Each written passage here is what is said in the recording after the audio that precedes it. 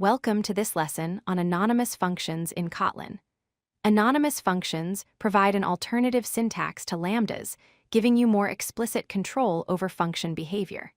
Let's explore when and why you might choose anonymous functions over regular lambdas. An anonymous function is a function declaration that looks like a regular function, but without a name. Think of it as writing a traditional function, but instead of giving it a name at the top, you leave that part blank. This provides an alternative syntax to lambdas with more explicit behavior, especially useful when you need finer control over how your function executes. Here's the basic syntax of an anonymous function. You start with the keyword fun, followed by parentheses containing your parameters.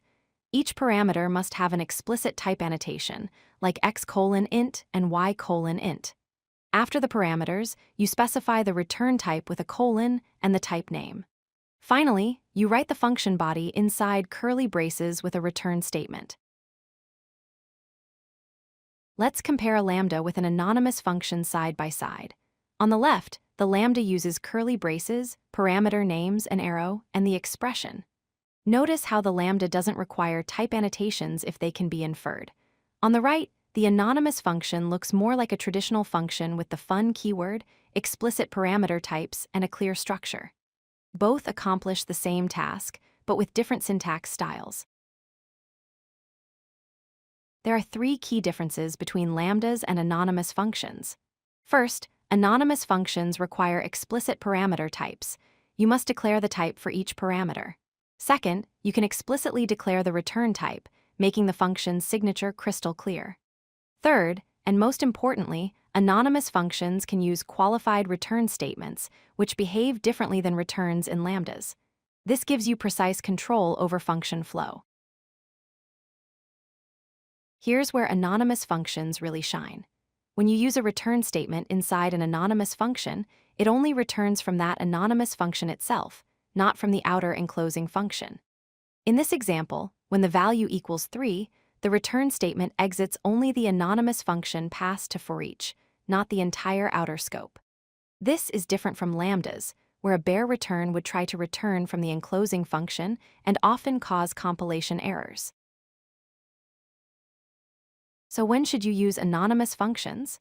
Use them when you need explicit return behavior from the function body only, without affecting the outer function. Choose anonymous functions when you want clear, explicit parameter type declarations for better readability. And prefer them when you want traditional function-like syntax for clarity, especially in complex scenarios where the explicit structure makes the code easier to understand. Let's recap the key takeaways. First, anonymous functions provide explicit syntax with clear parameter and return types. Second, return statements behave locally, affecting only the anonymous function itself. Third, use anonymous functions when you need precise control over returns, especially in nested function scenarios. Fourth, remember that lambdas are usually more concise for simple cases, so choose anonymous functions when the added explicitness provides real value. With practice, you'll develop an intuition for when each approach works best. If you like this video, hit that like button and don't forget to subscribe.